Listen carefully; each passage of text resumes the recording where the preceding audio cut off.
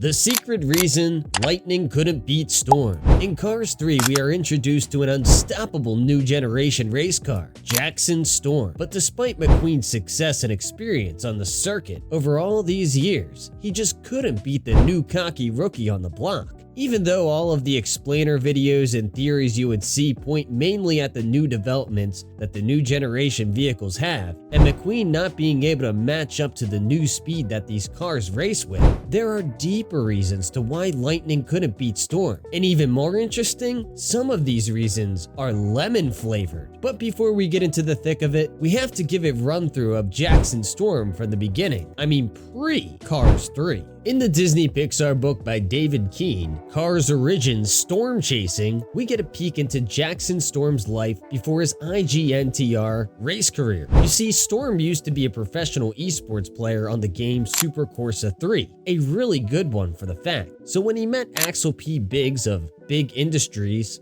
a billionaire who was the host of multiple Super Corsa 3 competitions, it opened doors for Storm to make money from gaming. However, Axel Biggs' interest was way bigger than the esports industry. He was looking for talents that he could develop into real race talent. And the two biggest talents from his competitions were Jackson Storm and Tim Treadless. But Storm didn't want to race. He wasn't interested in being on the circuit, but he didn't have a choice to make after Biggs threatened to take away all of the prizes that he had earned from participating in his competitions. Storm was an excellent racer, but he had a huge attitude problem. He was proud and selfish and would always bully the other race cars under Biggs' group, especially during the simulator training. He would spend more time on the machines, reducing the time allocated to the other cars. One time though, Storm lost to Tim Treadless on the simulator training machine, and since the rest of the race cars weren't fans of how he treated them, they were kinda hyped by Treadless's victory, and Storm wasn't liking it very much. So he accused Treadless of cheating, and on his way out, he drifted in anger, causing the fire alarm in the facility to go off as a result of the smoke from his tires, and in the process damaging the training simulator. This made Axel Biggs really mad and got Storm kicked out of the athlete village. However, Storm's manager, Ray Leverham, clearly saw his talent, so he also quit Biggs' company to go with Storm. Storm later gets recruited as a racer for IGNTR and chooses Ray to be his manager in his new mainstream role. In the third season of the franchise, we see Storm for the first time during the Dinoco 400 race, where he smoothly overtakes McQueen and his long-term colleagues, Bobby and Carl, who both end up retiring to finish in first place. For as long as Jackson Storm was on the circuit racing, Lightning McQueen continued to see taillights, even with how experienced he was. I mean, we are talking about the Lightning McQueen,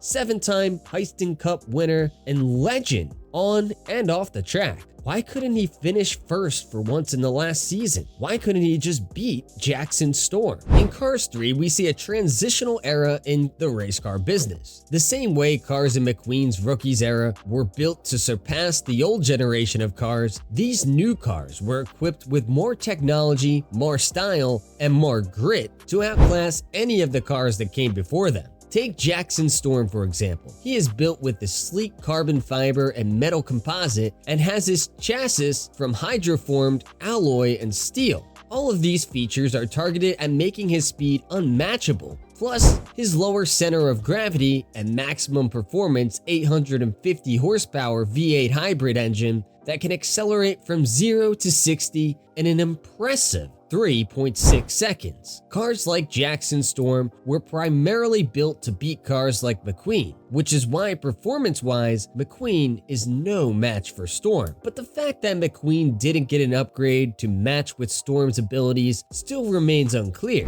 We have seen cars adopt enhanced structures like Mater with his bigger tires when he became a wrestler, Mater's wings as a jet plane, and the multiple other times we've seen Mater at his most, Mater self. Why didn't McQueen then improve his parts to match the level Storm was performing on?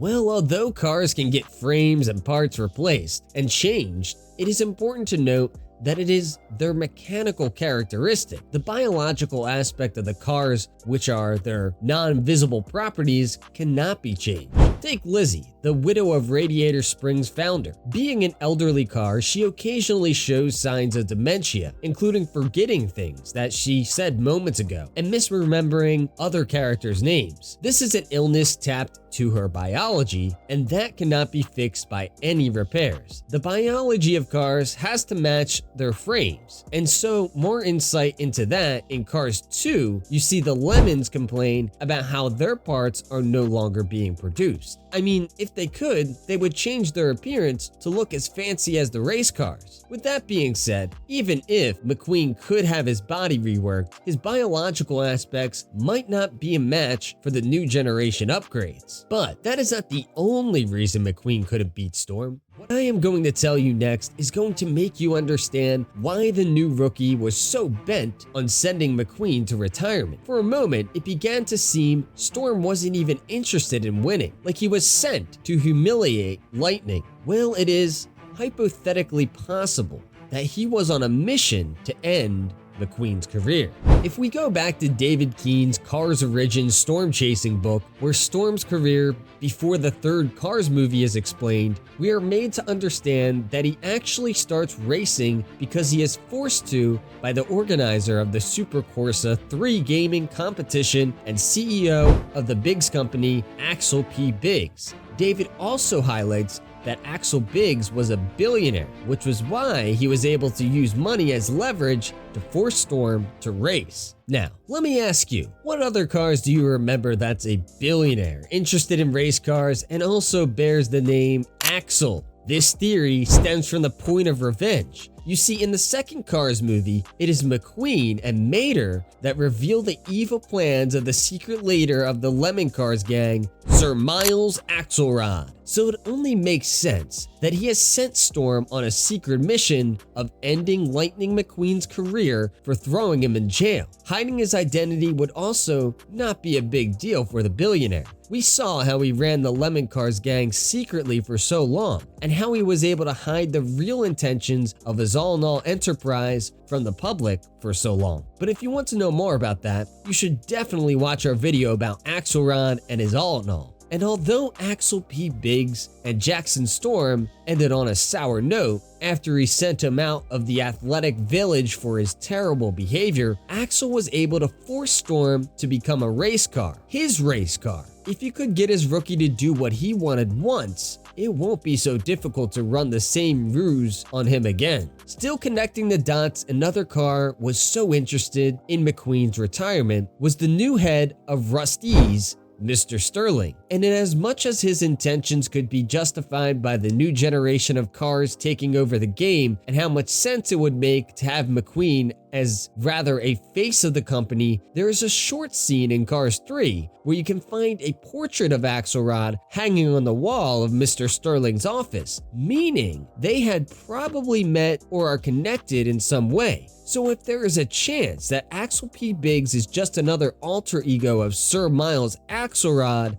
that wants to take revenge on McQueen, then Mr. Sterling surely has a hand to it. And finally, through the Cars franchise, we see a couple of word plays on the weather in regards to racers. In the first film, an arrogant McQueen tells Chick Hicks that he's the Thunder. Then he, Lightning McQueen, is faster than him before flashing poses for all the cameras. This is a reference to the phenomenon that lightning always comes before thunder. Well, a new race car named Storm coming to overtake Lightning McQueen and take the spotlight over him just indicates how a storm would always be more impactful and stronger and much more vicious than the amount of lightning that precedes it. Lightning might not have been able to beat Storm because the new rookie was always meant to outshine him. But now that you know everything about Storm and his journey to becoming the best racing rookie, you might want to know how McQueen got to the top. Well, if it wasn't for his crew chief Doc Hudson,